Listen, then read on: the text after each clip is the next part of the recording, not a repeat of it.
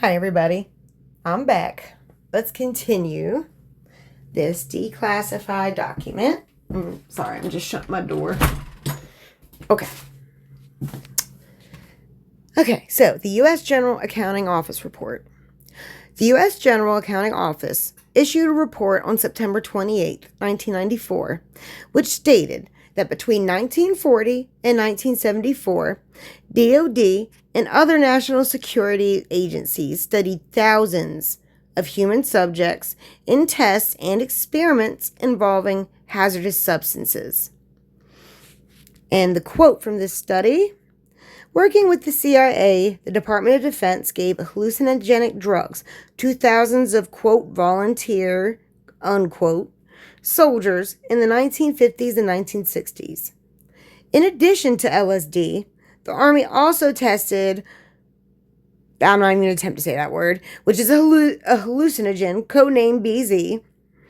Many of these tests were conducted under the so-called MK-Ultra program, established to counter perceived Soviet and Chinese advances in brainwashing techniques. Between 1953 and 1964, the program consisted of 149 projects involving drug testing and other studies on unwitting human subjects. So they basically just said two opposite things in the same statement. But anywho. Okay, next section.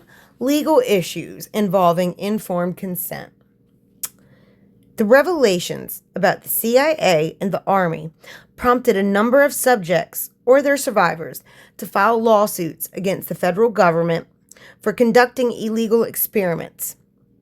Although the government aggressively and sometimes successfully sought to avoid legal liability, several plaintiffs did receive compensation through a court order, out-of-court settlement, or acts of Congress.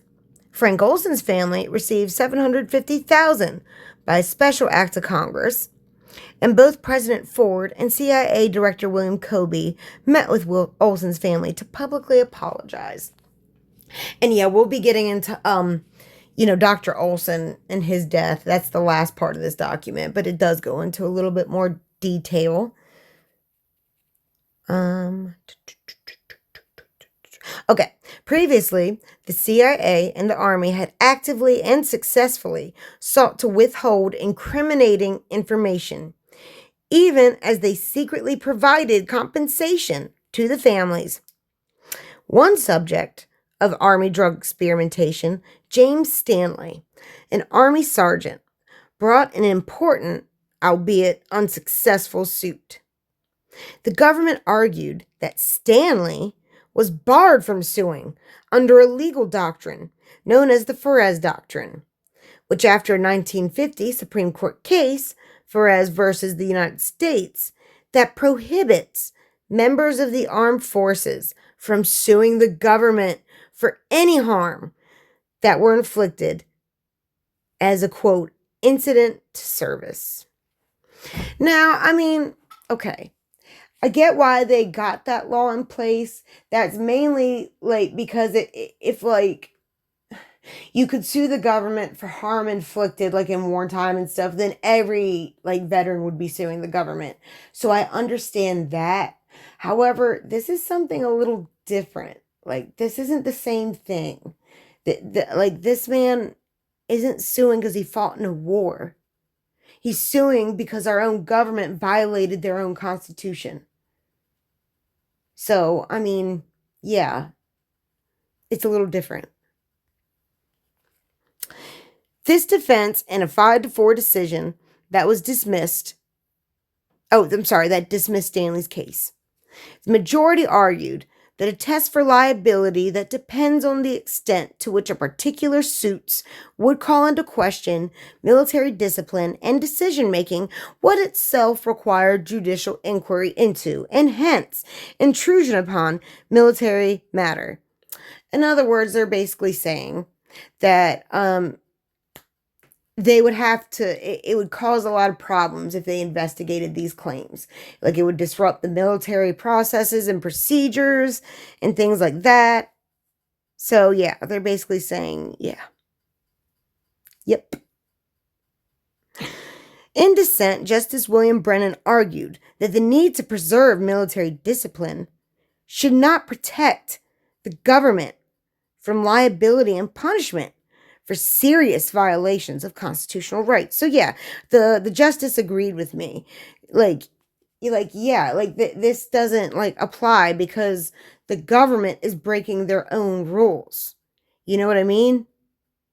This isn't just him getting losing an arm or a leg in wartime.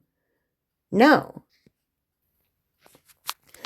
But anyways, the medical trials at Nuremberg in 1947 deeply impressed upon the world that experimentation with unknowing human subjects is morally and legally unacceptable.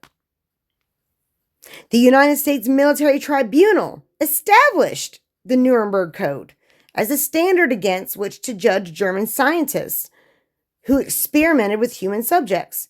Yeah, they use this.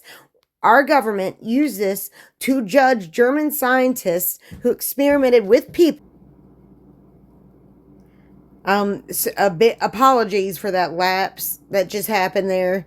I had to pause recording and let my dog out and feed him real quick because, the dog on my profile picture. Yeah, he's a prince. He definitely doesn't like to wait. So I really am sorry about that. I don't quite remember where I left off. I'm pretty sure I finished the second paragraph. Yeah, I'm pretty sure I finished the second paragraph. Okay. Justice Sandra Day O'Connor, writing a separate dissent, stated, "No judicially crafted rule should insulate from liability the involuntary and unknowing human experimentation alleged to have occurred in this case. Indeed, as Justice Brennan observes, the United States played an instrumental role in the criminal prosecution of Nazi officials who experimented with human subjects during the Second World War. And the standards that the Nuremberg military tribunals developed to judge the behavior of the defendants stated that the voluntary consent of human subject is absolutely essential to satisfy moral, ethical, and legal concepts. If this principle is violated, the very least that society can do is to see that the victims are compensated as best as they can be by the perpetrators." Which, yes, I do agree to that. But since we're agreeing that they are perpetrators, I also think they should be held criminally liable. But, what do I know? This is the only Supreme Court case to address the application of the Nuremberg Code to experimentation sponsored by the U.S. government. And while the suit was unsuccessful, dissenting opinions put the Army, and by association, the entire government on notice. You guys are on notice. Don't you do that again. You better not. You're on notice. That use of individuals without their consent is unacceptable. The limited application of the Nuremberg Code, yeah, you can say that again, in U.S. courts does not detract from the power of the principles. Wait. Hold up. So they're basically saying, even though we did this, it doesn't take away from the principles, y'all. Even though we're allowed to do it. Oh my God. Can you believe the gall of these people? The gumption of these people? Wow. Especially in light of the stories of failure to follow these principles that appeared in the media and professional literature during the 1960s and 70s. So, they wouldn't even be saying all this if it wasn't exposed, basically. So, especially considering that, during the 1960s and 70s, and the policies eventually adopted in the mid-70s, 1970s. So they're admitting they didn't even adopt their own policies until the mid-70s. In another lawsuit, Wayne Ritchie a former United States Marshal, alleged that the CIA laced his food or drink with LSD at a 1957 Christmas party. While the government admitted it was at that time drugging people without their consent, U.S. District Judge Marilyn Hall Patel found Ritchie could not prove he was one of the victims of MK Ultra and dismissed the case in 2007. What? In 2007? I'm going to have to look into that. I'm going to have to look that case up. Wayne Ritchie. All right. Yeah, I'm going to have to look that case up and see if I can find it. All right.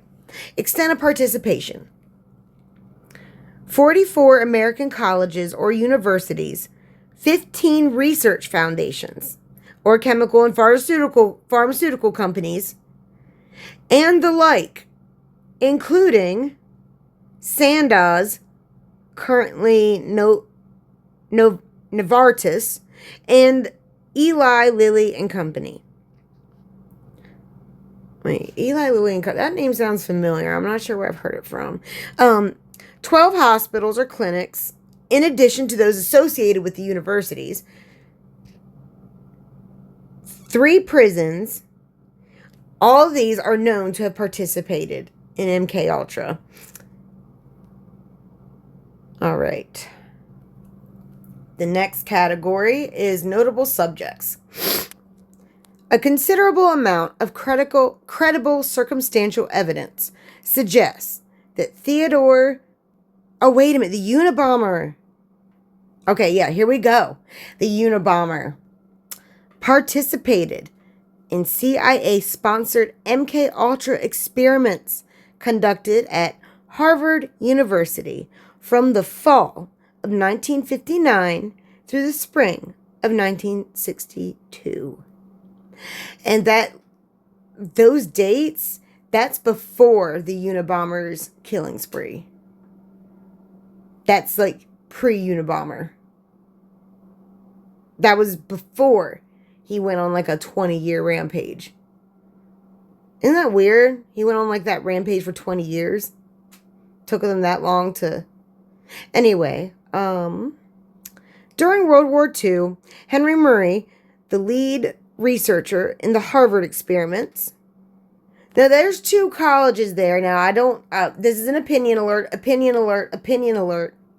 I just did a video not that long ago about someone who was suppressing Allie's documents. Go watch that video. One by the name of Alex Adams. And there were 2 claims that he went to both of those colleges. I mean, I'm sure that's not related to any of this. I just think it's weird that these colleges keep popping up over and over. But anywho, that's not really related. Okay. Where was I?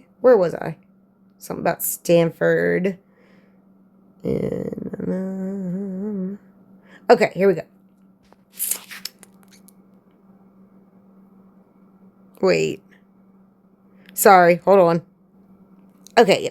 During World War II, Henry Murray, researcher in the Harvard experiments, served with the OSS, Office of Strategic Services, which was a forerunner of the CIA.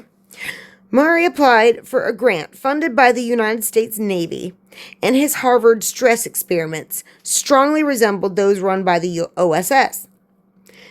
Beginning at the age of 16, the Unabomber participated along with 21 other undergraduate students at the Harvard experiments, which have been described as, quote, disturbing and ethically indefensible. Mary prankster Ken Kesey, author of One Flew Over the Cuckoo's Nest, oh, that's another iconic movie and book, volunteered for MK Ultra experiments while he was a student at Stanford University.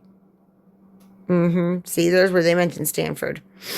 Kesey's ingestion of LSD during these experiments led directly to his widespread promotion of the drug and the subsequent development of hippie culture.